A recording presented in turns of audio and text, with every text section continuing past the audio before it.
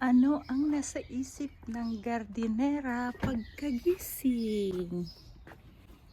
Ayan. Mag-a-arrange tayo ng bulaklak. Ayan.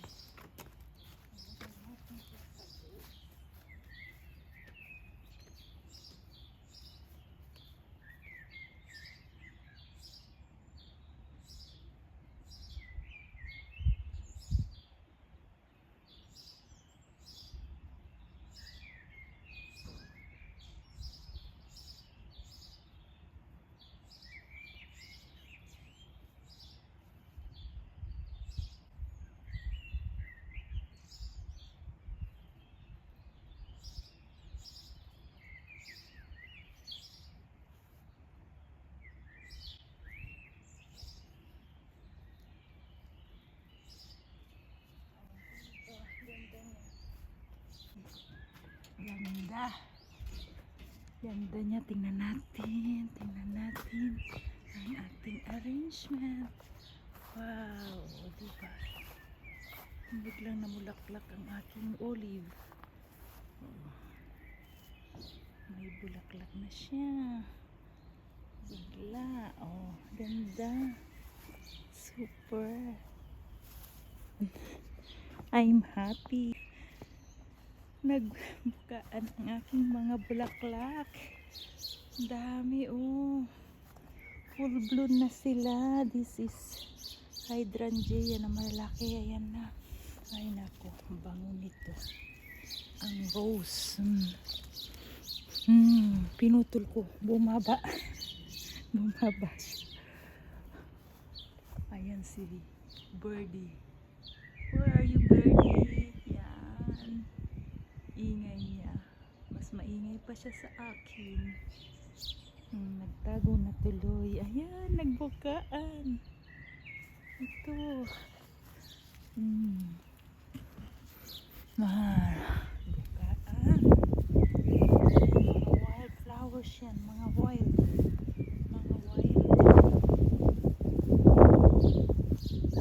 Ayan, lumalabas na yung mga roses. Ito is borage. Natumba sa ano. Ang lakas kasi ng hangin. Ayan. Naputol na damage. Ayan. May fracture. Ayan, may tulip pang natitira. Ito mga late bloomers ito. So next year bibili ako ng mga late bloomers para may tulip ako hanggang May. Kasi April pa, kunti na yung mga tulip. Namumulaklak na din ang aking geranium. I love this. Beautiful. Ito hanggang since ano pa to, since December until now may bulaklak pa siya. Diba? Winter flowers. Christmas rose ang tawag nila, pero hellebore, and I found this nice color. Ayan, lalaki pa yan ng kasing mas malaki pa, hindi pa kasi nagbukaan. Tulad niya, no, hindi pa nagbukaan. Lalaki pa. Lalaki pa yan, dami pa niya mga flowers. They are not yet open. And this, I love this snowballs. Ayan, nabagyo. Ang lakas ng hangin last time, kaya ayan na damage control siya.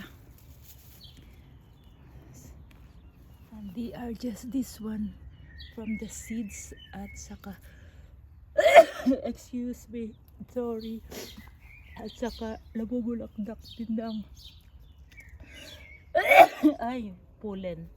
pollen yan, kaya ako na-atching. Ito na yung mga salad. I have to cut them para magka-branch. And these are salad. Ayan arugula. Grabe talaga yung yung pollen dito. May pollen dito. Stir dito pollen. Ito umusbong. This is nice. This is autumn flowers naman. Rodbokia pangalan niya. Ito na yung shrimps flowers. Shrimps.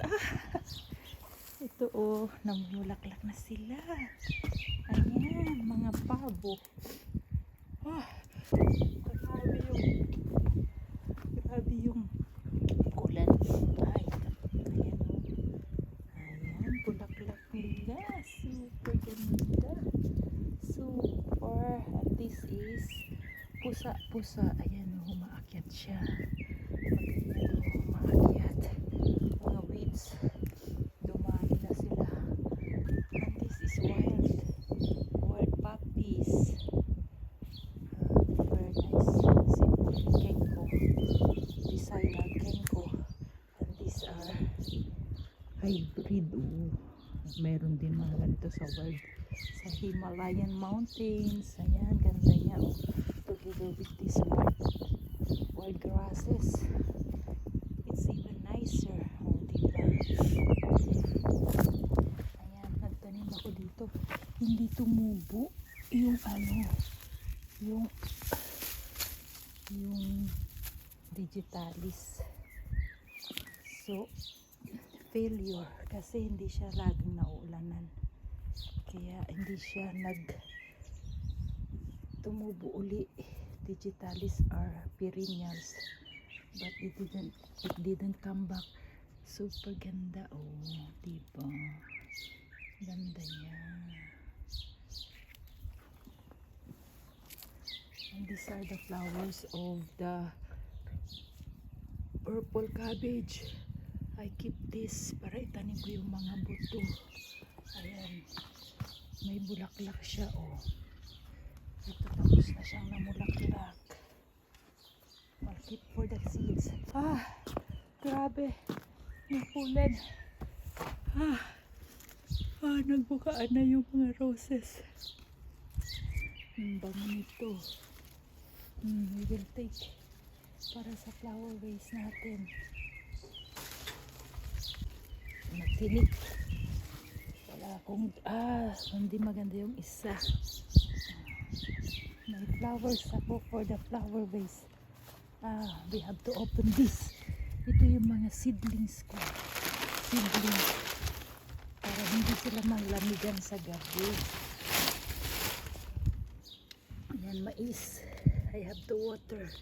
Kasi, ayan, mga mais. Ayan nag-sprout na. Mais na colorful.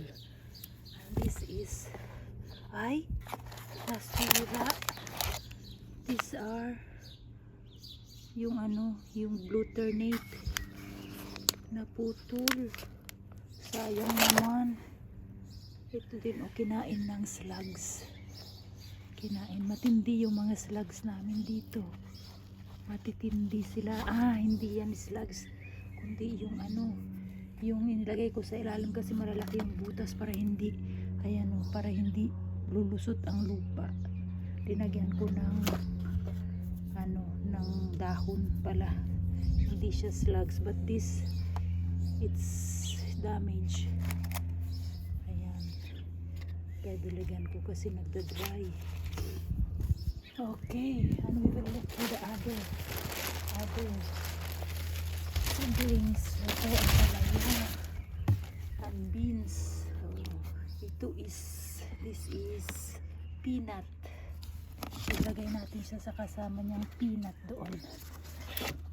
Ayan, tumubo na yung mga peanut ko. At saka ito mga beans.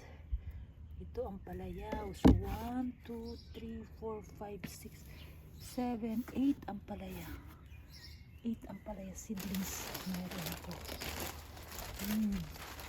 Grabe yung pulin doon. And this tumutubo na yung camellia. Ay dahlia pala. Ito is avocado. Tumutubo din siya And these are basilic. Mga tanim ko yan. I have to water. Sige na.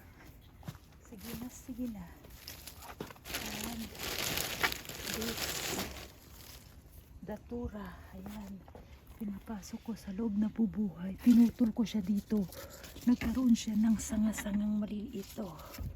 So if you want to have more branches, magputol kayo at magkaroon ng sanga-sanga. Ayan. And this is geranium with calamansi. Ayan. This is sili na 2 years na pinutol ko. Ayan, umuusbong. Umuusbong palang sili. And these are my other seedlings. We open them. Ayan. Nagtanim ako sa bao. Bao ng... Kasi wala na akong pots. Tinapon ko na yung mga ito. Galing ng seedlings. Ito inilagay ko, ni-spread ko siyang ganyan. Ayan o, seedling, ano to, mga kamatis, nakalimutan kong dinala sa Pilipinas. Inilagay ko siya dyan, kaya ayan o, nabutas. Ayan o, tomatoes. Okay, ito tumubo na din, umusbong siya, nabuhay siya from inside. Pinasok ko siya doon sa ilalim ng cave ng kubeta para may source ng light yung aming kubeta. Ayan, umusbong. Ay no, I didn't put this. I put in the terrace dyan, sa terrace. And this, I love this. This is calla lily. And this, I love this too. Tingnan natin. Bago kong bili, passion fruit. Ayan, marami siyang bulaklak. So I will put this inside pagka winter.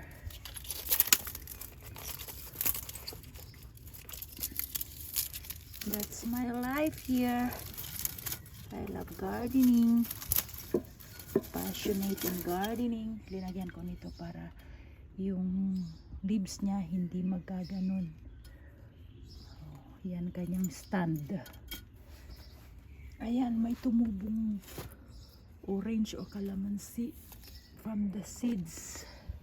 Ito is gumamela. Ayan, inilabas ko na siya. Kaya ganyan ang itsura niya kasi from inside yan. And this is sayote. Ito yung, what do you call this? And this, ito din pinupagate ko, pinutol ko. Ayan, ibenta ko kaya yan for sale. Ibenta ko siya. Businesswoman na ito ngayon. Ang businesswoman na cover natin mga bebe para hindi sila malamigan ang halaman ko. Arrange na natin yung ating roses.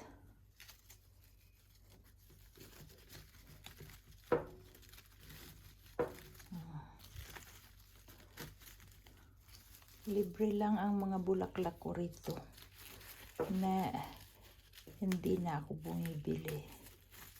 Since how many years? Ayan, bumibili na lang ako ng pantanim. Oh, yan.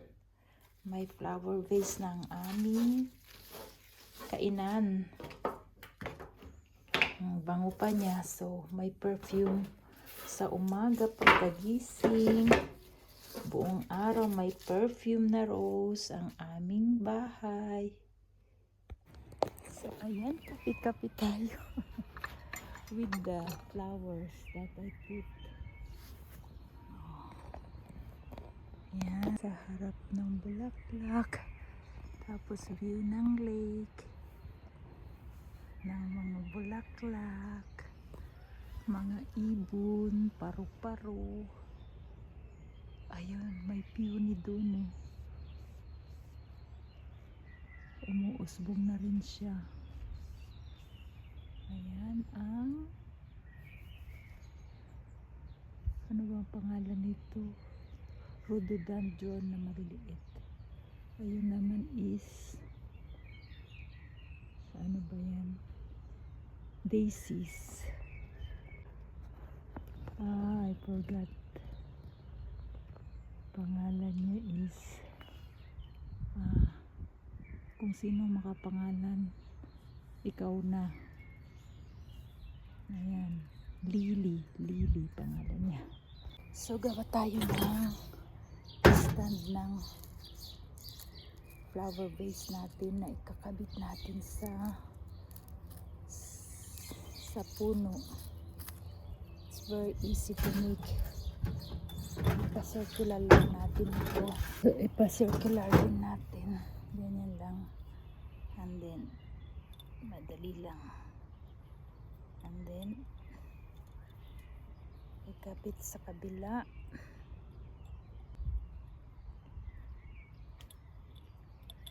Ayan, yan na. And lagyan na lang ng tubig. Ikabit dyan. Lagyan natin siya sa baba. Dito na lang. Ikabit dyan. And then, yan. Oh, may flower arrangement na. Kulang na lang ng tubig. Yan na lang natin ng tubig. And our flower arrangement is done. Yan lang. So easy. And then ito ang ganda niya. Oh, diba? Ang ganda niya. It's nice. Ito yung mga wild strawberry. Nagtanim ako dyan. Mga wild strawberries. Gusto niya kasi lilim, and these are mint. Putulin ko na rin para i-dry na. Yung mga susunod, kakain na. Tanim ako ng salad dito. Ayan, may mga tumutubo na, oh. Those are salad. And this, bumili kami ng apricot. Siguro itatanim namin dito or somewhere here. Para kasi sensitive siya sa lamig, so kailangan niya ng maprotektahan siya, so dito na lang siguro yan, dito na lang. May bunga na apricot. Patay ng pandagdag sa ating decoration. Here. Ay, Luis buhay. Nagtatago si bulaklak dito.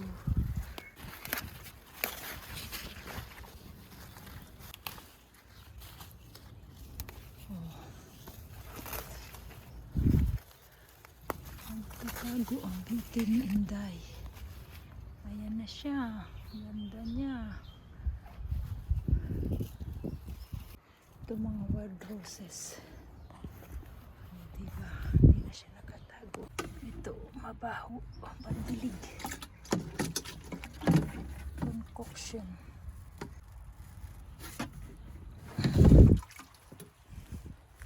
Pampataba ng lupa.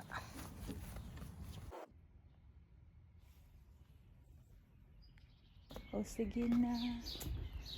Have a nice day. Oh, ganda ng aking wisteria talaga.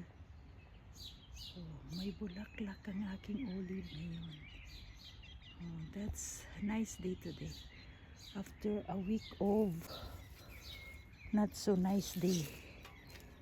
Ilagay ko to sa loob. Kasi mabango, para mabango yung aming bahay. May train doon. Hindi nakikita, umalis na siya. Ganda ng view. Dito sa Switzerland, magaganda ang view ng mga bahay-bahay. May mga iba talagang kitang-kita pa, walang nakatakip katulad nito. Oh, may nakatakip sa amin. Pero other places walang nakatakip.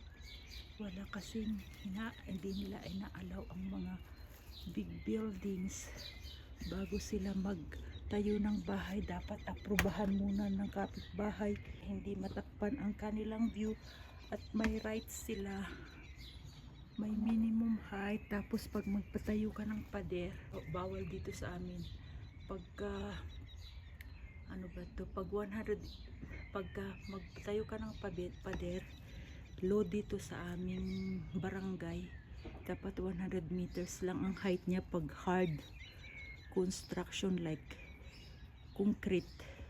Pero pag hedges, at least 180. At least 180. Pag lumampas dyan, dapat putulin mo na yung hedges mo. Kaya hindi natatakpan ang view. So, people in Switzerland are happy. So, tingnan natin yung seedlings natin. Late na akong nagtanim. This May lang ako nagtanim, kaya hindi pa tumutubo. Okay, may mga ano dyan, may mga beans, mais. Magtanim pa ako ng sili.